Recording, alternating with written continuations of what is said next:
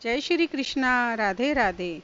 प्रिय भक्तों, आज मैं आपसे सोमवार के व्रत की कथा के बारे में और व्रत के बारे में चर्चा करूंगी। सोमवार के व्रत को लेकर मान्यता है कि इस व्रत को करने से भगवान शिव अपने भक्तों की मुराद जल्दी पूरी करते हैं।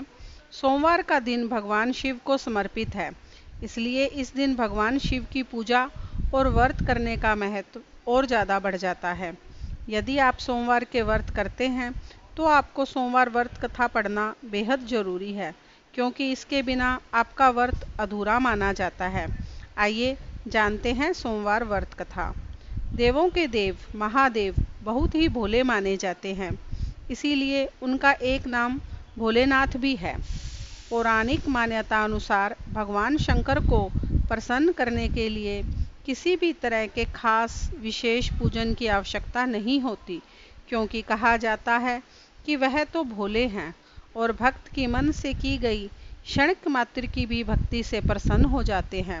अगर आप भी शिव की भक्ति और कृपा पाने के लिए सावन के सोमवार का व्रत करते हैं तो इस कथा से भोलेनाथ को प्रसन्न कर सकते हैं।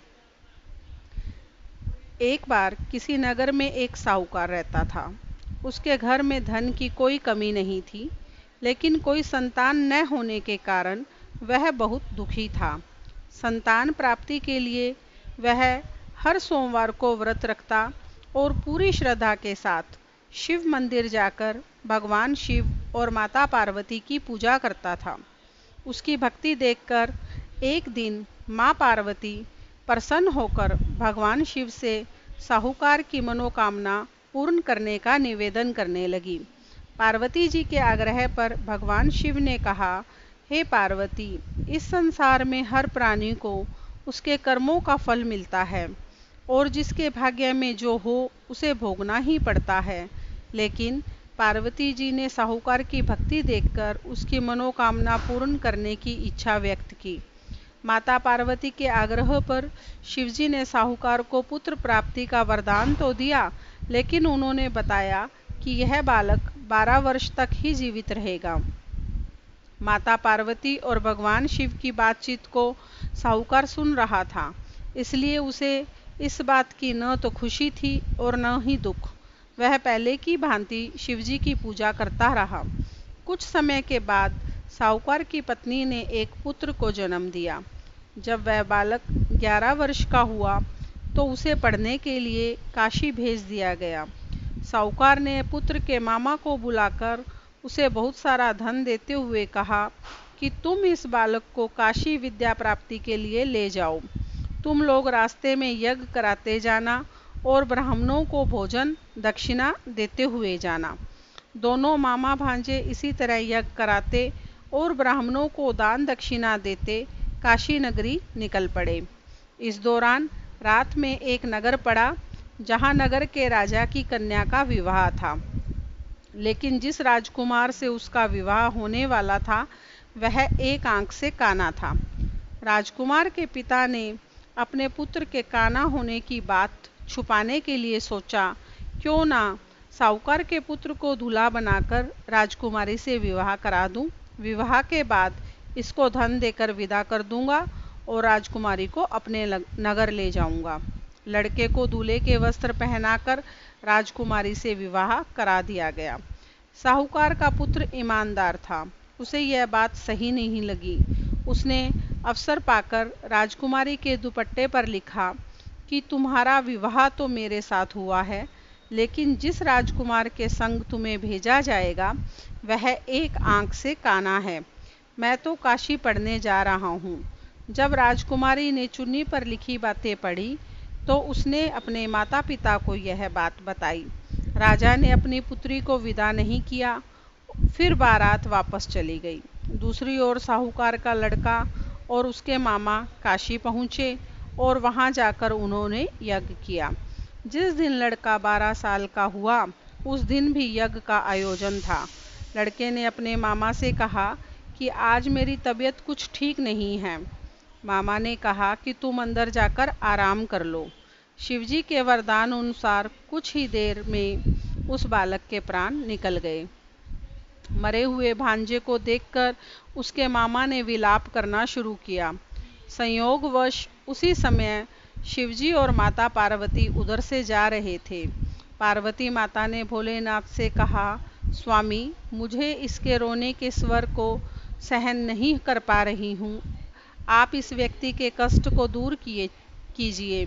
जब शिवजी मृत बालक के समीप गए तो वे बोले, यह तो उसी साहूकार का पुत्र है जिसे मैंने 12 वर्ष की आयु का वरदान दिया था। अब इसकी आयु पूरी हो चुकी है। लेकिन मातृभाव से विभोर माता पार्वती ने कहा कि हे महादेव, आप इस बालक को और आयु देने की कृपा करें, अन्यथा इसके वियोग में इसके माता पिता भी तड़प तड़प कर मर जाएंगे। माता पार्वती के पुनः आग्रह करने पर भगवान शिव ने उस लड़के को जीवित होने का वरदान दिया। शिवजी की कृपा से वह लड़का जीवित हो गया। शिक्षा पूरी करके लड़का मामा के साथ अपने नगर की ओर चल दिया। दोनों चलते हुए उसी नगर में पहुँचे जहाँ उसका विवाह हुआ था। उस नगर में भी उन्होंने यज्ञ का आयोजन किया।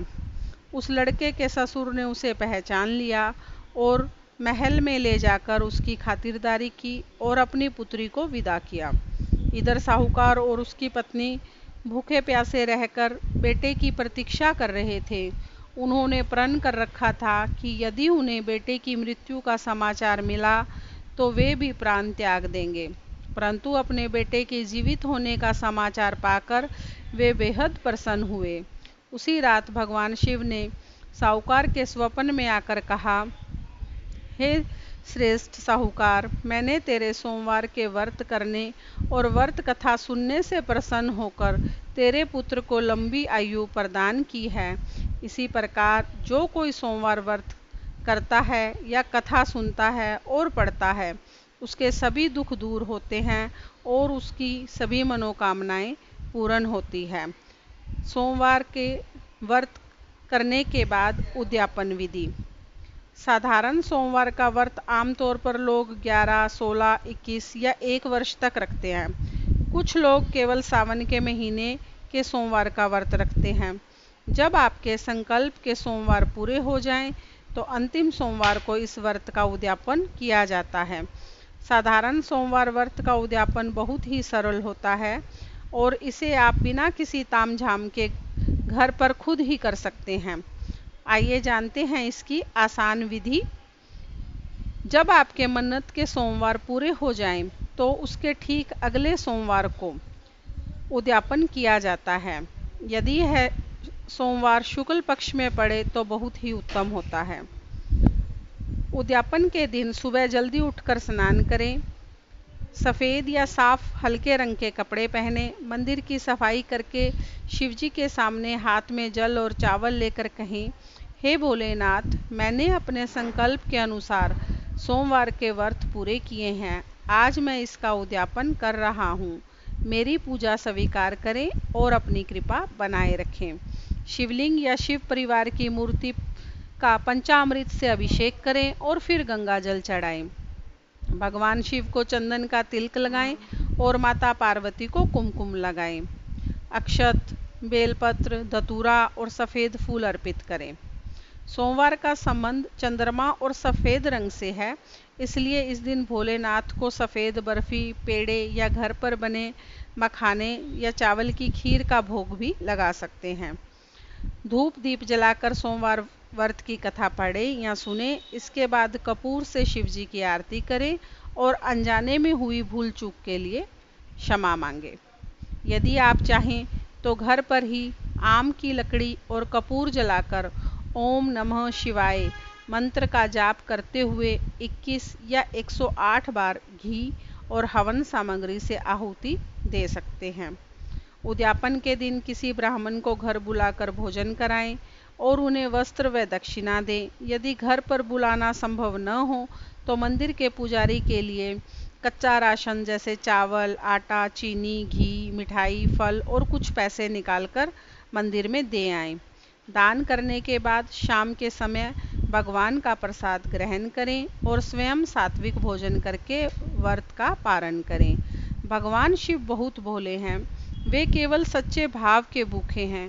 यदि आपके पास उद्यापन के लिए बहुत सारी सामग्री नहीं भी है तो केवल एक लोटा जल, बेलपत्र और अपनी सच्ची श्रद्धा से भी व्रत का उद्यापन करेंगे तो भी भोलेनाथ उसे सहर्ष स्वीकार कर लेंगे।